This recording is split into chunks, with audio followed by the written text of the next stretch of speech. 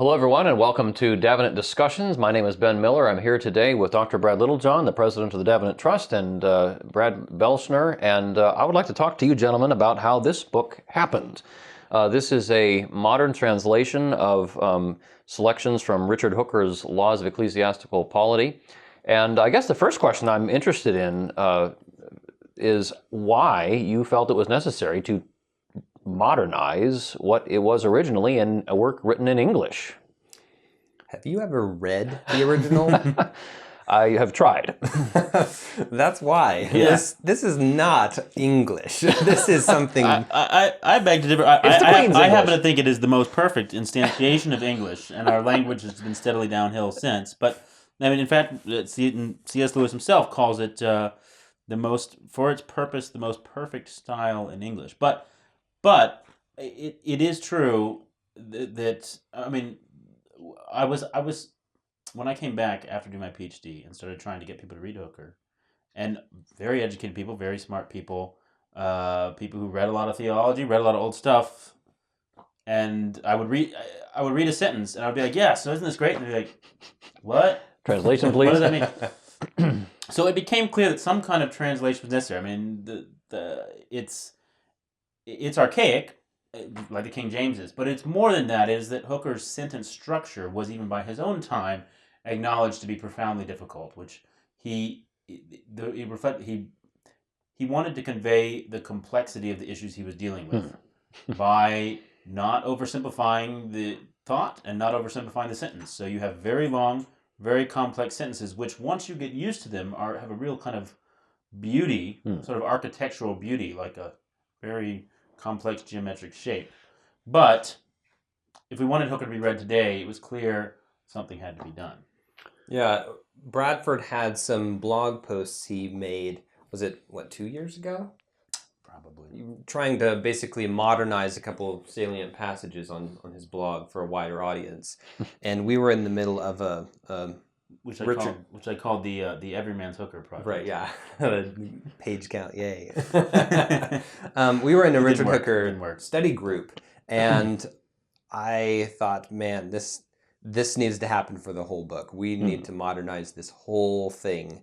And I talked to Brad about it, and well, here we go. I was like, well, it needs to happen, but I want to do the work. And you didn't want to do the work. And thankfully our friend Brian Marr, who's not here right now, but stepped in and said, I will do the work. So all three of us did the work. Yeah. So Brian would do the initial run through, make sort of initial rough draft, and then we would all three get together for lunch and go over a section. I would use my expertise in terms of the theological background to often say, yeah, actually, this is what Hooker's saying here, and we would all kind of say, does it sound good? How can we be faithful to the original and yet intelligible and clear and convey the gist of what Hooker wanted to do. Yeah. Now, I think we have a treat for our viewers, if I'm not mistaken. We have the opportunity to see and hear a passage out of Brad Littlejohn. Maybe tell us when this edition was this is prepared. a 1632 edition of Hooker's Laws here, and one of my prized possessions.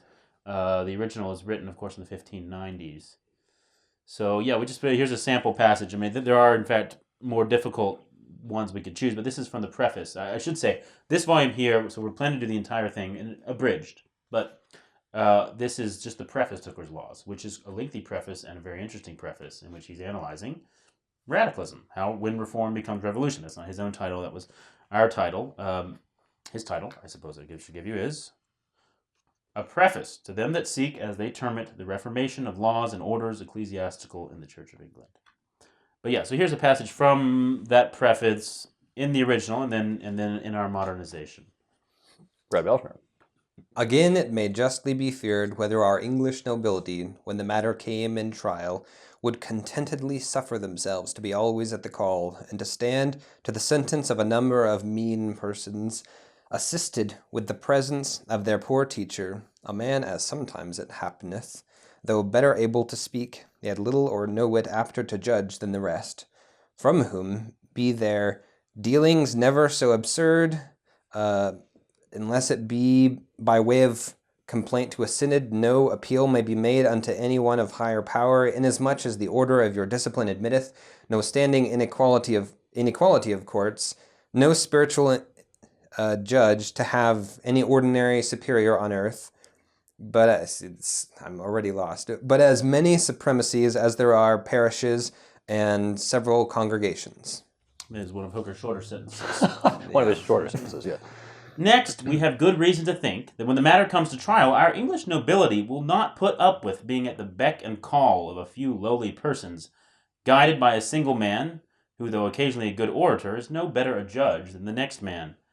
No matter how absurd their plans will get, no appeal will be made to anyone higher, except by complaint to a synod, because your form of order will tolerate no inequality of courts, nor any spiritual judge to have a superior on earth, but will have as many monarchies as there are parishes and congregations.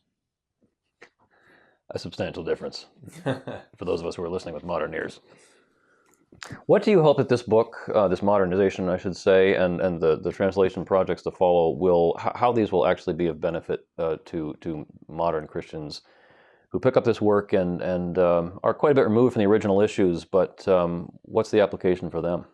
This is a book that I hope that my friends and extended family will read, because it addresses so much that is relevant to an American Christian context in particular. It's that kind of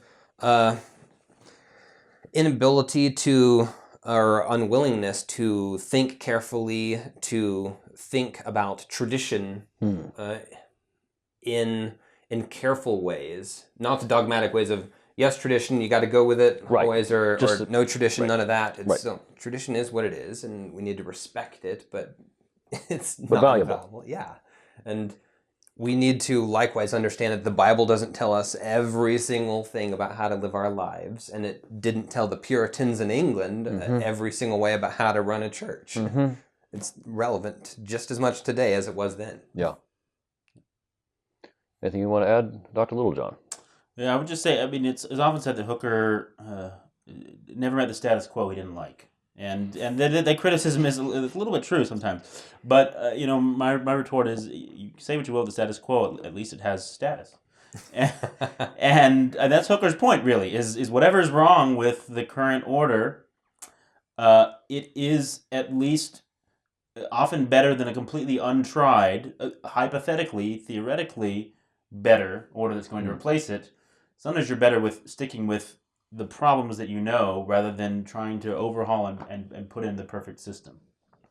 So radical, or Brad, you want to add anything to that? That's actually something that's helped me personally. With my personality, I like to just scrap things, start over. We can do it a better way. Maybe it's because I'm American. Maybe it's just me. But to have that respect for the status quo has been valuable for me, even in my job. Yeah. When I'm building something in systems and work, it's, actually we could save time by working with what we have and improving it, or knowing when it needs to be tossed out, and thinking more carefully about that on everything. Yeah. So whether you consider yourself a radical or no, we hope you get a copy of this book and that it'll be a real blessing to you as well as enjoyable in this new translation.